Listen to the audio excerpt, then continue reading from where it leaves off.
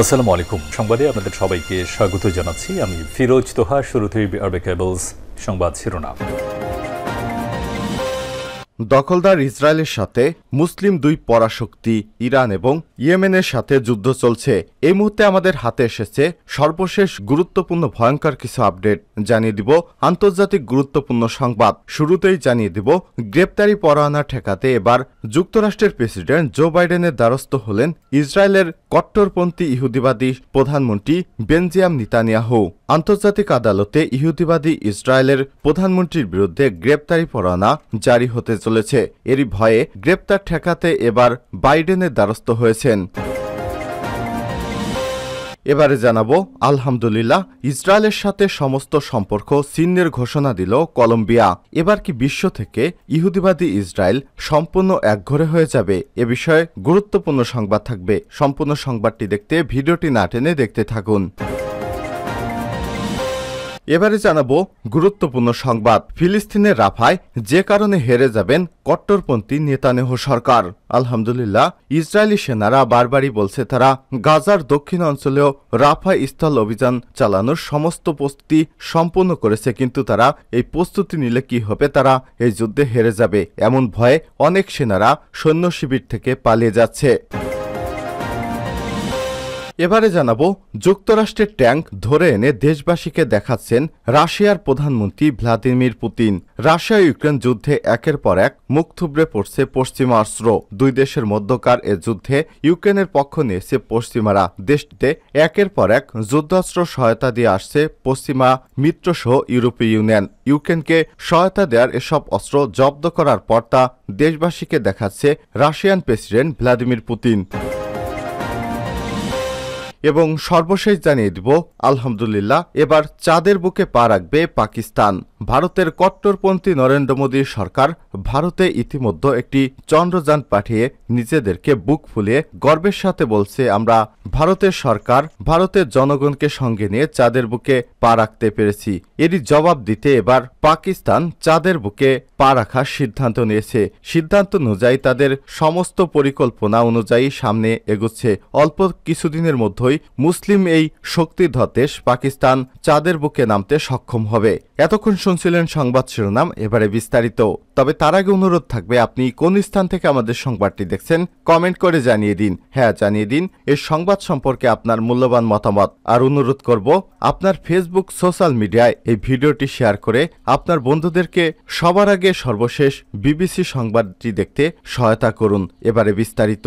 আর আপনি যদি আমাদের চ্যানেলে নতুন হয়ে থাকেন, ভিডিওটি দেখতে দেখতে চ্যানেলটি সাবস্ক্রাইব করে রাখুন, যাতে করে এরকম লেটেস্ট আপডেট বিবিসি সংবাদগুলো সবার আগে আপনার কাছে পৌঁছে যায়। এবারে বিস্তারিত। দখলদার নেতানিয়াহু সরকার গ্রেপ্তারি পরোয়ানা ঠেকাতে বাইডেনের দ্বারস্থ। আন্তর্জাতিক অপরাধ আদালত আইসিসি সম্ভাব্য গ্রেপ্তারি পরোয়ানা ঠেকাতে মার্কিন প্রেসিডেন্ট জো বাইডেনের দ্বারস্থ হয়েছেন ইসরায়েলের প্রধানমন্ত্রী বেনজামিন নেতানিয়াহু। এটি ঠেকাতে মার্কিন প্রেসিডেন্টকে টেলিফোন করেছিলেন তিনি। সংবাদ মাধ্যম এক্সিওসের এক প্রতিবেদনে এসব তথ্য জানিয়েছে।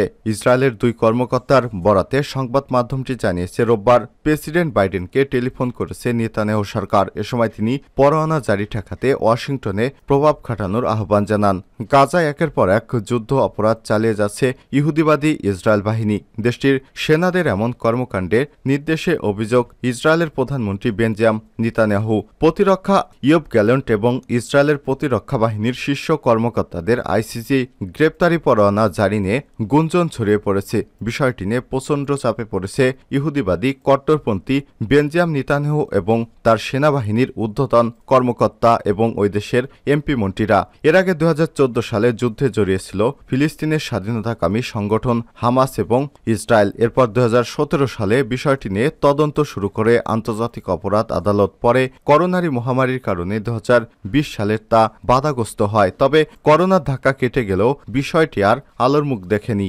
এরপর 7 অক্টোবর থেকে গাজায় ইসরায়েলের হামলা শুরু হলে আবার পুনরায় তদন্তের কার্যক্রম শুরু করে আইসিসি। এর মধ্যে গত ডিসেম্বরে গাজা ইসরায়েলের সীমান্ত সফর করে আইসিসির শীর্ষ প্রসিকিউটর করিম খান। সফরে তিনি পুরো তদন্ত পুনরায় করার তথ্য জানান। সাংবাদিকদের তিনি বলেন, এবারের তদন্ত হবে গতিশীল, কঠোর এবং পুরোপুরি সাক্ষ্য প্রমাণ নির্ভর। তাই গ্রেপ্তারি পরোয়ানা জারির বিষয়ে আইসিসির এক মুখপাত্র এনবিসি নিউজকে বলেছেন, আমরা ফিলিস্তিনের পরিস্থিতি নিয়ে একটি মুক্ত এবং অবাধ তদন্ত চালাচ্ছি। এ কাজের সুবিধার্থে আমাদের যে কোনো পদক্ষেপ নিতে হতে পারে। যেহেতু বিষয়টি তদন্তধীন, তাই এ নিয়ে এখন বিস্তারিত কিছু বলার সুযোগ নেই। অন্যদিকে গাজা স্বাস্থ্য মন্ত্রণালয় জানিয়েছে, গত 7 অক্টোবর থেকে গাজা উপত্যকায় ইসরায়েলি বাহিনীর হামলায় এ পর্যন্ত 34,000-এর বেশি মানুষ মারা গেছে। তাদের অধিকাংশ নারী এবং শিশু। এছাড়াও এ পর্যন্ত 77,000-এর বেশি মানুষ আহত হয়েছে। ইসরায়েলের সঙ্গে সম্পর্ক ছিন্নের ঘোষণা কলম্বিয়ার। ইসরায়েলের সঙ্গে কূটনৈতিক সম্পর্ক ছিন্ন করার ঘোষণা দিয়েছে কলম্বিয়ার প্রেসিডেন্ট গুস্তেভো পেট্রো। গতকাল বুধবার বোগোটায় আন্তর্জাতিক শ্রমিক দিবস উপলক্ষে এক জনসভায় দেয়া ভাষণে তিনি এই ঘোষণা দেন। ইসরায়েলের রাষ্ট্রপ্রধানকে গণহত্যাকারী উল্লেখ করে পেট্রো জানান, কলম্বিয়া বৃহস্পতিবার 2 মে ইসরায়েলের সঙ্গে সব ধরনের কূটনৈতিক সম্পর্ক ছিন্ন করতে যাচ্ছে। তিনি বলেন, গাজার এমন পরিস্থিতিতে বিশ্বের কোনো দেশ নিষ্ক্রিয় থাকতে পারে না। এর আগে ফেব্রুয়ারিতে গাজায় খাদ্য সহায়তার জন্য লাইনে দাঁড়ানো ফিলিস্তিনিদের উপর গুলি চালানোর পর কলম্বিয়া ইসরায়েল থেকে অস্ত্র ক্রয় স্থগিত করে। গুস্তেভো পেট্রো গাজায় ইসরায়েলের হামলার পর থেকে প্রতিবাদে সরব ছিলেন। চলমান ফিলিস্তিন ইসরায়েলের যুদ্ধের চরম বিরোধী তিনি। এ সময় পেট্রো বিভিন্ন সময় তার অবস্থান স্পষ্ট করেছেন। তিনি বলেন, গাজায় গণহত্যা চালিয়েছে ইসরায়েল। আন্তর্জাতিক বিচার আদালতে ইসরায়েলের নেতাদের কঠোর শাস্তি নিশ্চিত করা প্রয়োজন। এর আগে একাজ সহজে করতে অন্যান্য দেশকে এগিয়ে আসার আহ্বান জানিয়েছেন তিনি। এদিকে কলম্বিয়ার কূটনৈতিক সম্পর্ক ছিন্ন করার পরিকল্পনা সম্পর্কে ইসরায়েলের সরকারের পক্ষ থেকে তাৎক্ষণিকভাবে কোনো মন্তব্য করা হয়নি। তবে বিষয়টি যুক্তরাষ্ট্র সহ ইসরায়েলের মিত্ররা ভালোভাবে নেবে না বলেই ধারণা করা হচ্ছে। রাফায় যে কারণে হেরে যাবেন নেতানিয়াহু। ইসরায়েলি সেনারা বারবারই বলছে তারা গাজার দক্ষিণাঞ্চলীয় শহর রাফায় স্থল অভিযানের যাবতীয় প্রস্তুতি সম্পন্ন করেছে। এ খবর ইসরায়েলের বিভিন্ন গণমাধ্যমে প্রকাশিত হয়েছে। ইসরায়েলের হেরম পত্রিকার প্রতিবেদনে বলা হয়েছে, দেশটির সেনাবাহিনী অভিযানের জন্য এখন কেবল রাজনৈতিক নেতাদের নির্দেশনার অপেক্ষায় আছে। যুক্তরাষ্ট্র রাফায় অভিযানের ব্যাপারে এরই মধ্যে সবুজ সংকেত দিয়েছে। গাজার অন্য শহরগুলোর মতো রাফা ঘনবসতিপূর্ণ। ছোট শহরটিতে প্রায় 3 লক্ষ মানুষ বসবাস করলেও বিভিন্ন স্থান থেকে ইসরায়েলি হামলায় বাস্তুচ্যুত আরও প্রায় 14 লাখ মানুষ উপকূলীয় এলাকাটিতে আশ্রয় নিয়েছে। এমন পরিস্থিতিতে সেখানে ইসরায়েলি বাহিনীর স্থল অভিযান পরিচালনা নিয়ে বিশ্ব নেতারা উদ্বেগ জানাচ্ছে। এর ফলে বিপুল সংখ্যক বেসামরিক মানুষের হতাহতের শঙ্কা রয়েছে। তাদের মধ্যে উদ্বেগের মূল রয়েছে গত 200 দিনেও বেশি সময় ধরে চলা যুদ্ধে গাজার অন্য শহরগুলোতেও আইডিএফ সেনাদের হত্যাযোগ্য বেসামরিক মানুষকে তোয়াক্কা না করে তাদের বাড়িঘর ধ্বংস করা। আর এ কারণেই বিশ্ব নেতারা এমনকি ইসরায়েলের পৃষ্ঠপোষক যুক্তরাষ্ট্রের প্রেসিডেন্ট বাইডেনও নেতানিয়াহুর কাছে রাফা অভিযানে বেসামরিক লোকজনের সুরক্ষা এবং মানবিক সহায়তার ব্যাপারে নিশ্চয়তা চাইছেন। তাই অভিযানের পরিকল্পনায় তাদের সামনে উপস্থাপনের আহ্বান জানিয়েছেন। হিব্রু ভাষার অন্যতম শীর্ষ সংবাদ মাধ্যম মারিয়াবে রাফায় হামলার মধ্যে ফিলিস্তিনি প্রতিরোধ সংগ্রামকে শেষ করে দেয়া এবং বিনা চ্যালেঞ্জে ইসরায়েলি বন্দীদের মুক্তি করা নিয়ে সংশয় জানানো হয়েছে।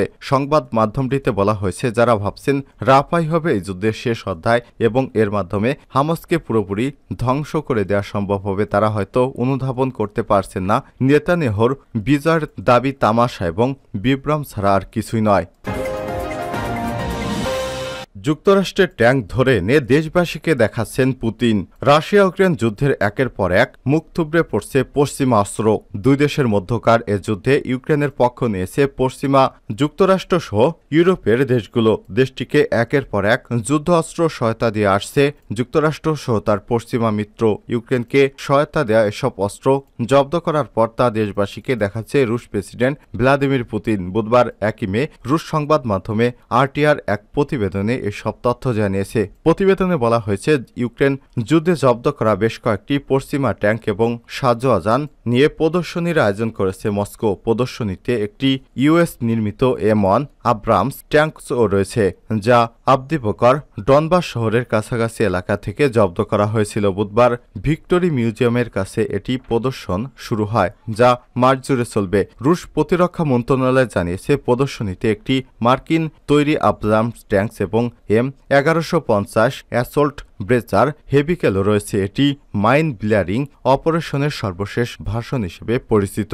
কর্মকর্তারা জানিয়েছেন, রাশিয়ান সৈন্যরা এই দুটি ট্যাঙ্ক অবদিভকার ডনবাস শহরের অদূরে বেরদিয়েসি বসতির কাছ থেকে জব্দ করেছিল। চলতি সপ্তাহের শুরু থেকে মন্ত্রণালয় ভিডিও শেয়ার করে সেখানে ট্যাঙ্ক বিধ্বংসকারী ক্ষেপণাস্ত্র নিয়ে এগুলোকে হামলা চালাতে দেখা যায়।